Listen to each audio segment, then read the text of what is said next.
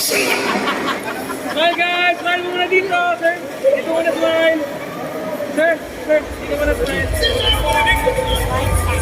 Once again, ladies and gentlemen, let us take this time to witness our 3-day journey here in Ayala Center, Cebu.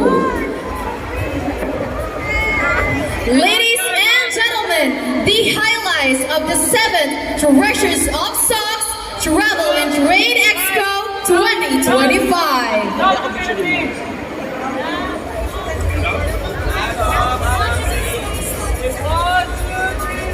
We are inviting our mall goers to visit our exhibit.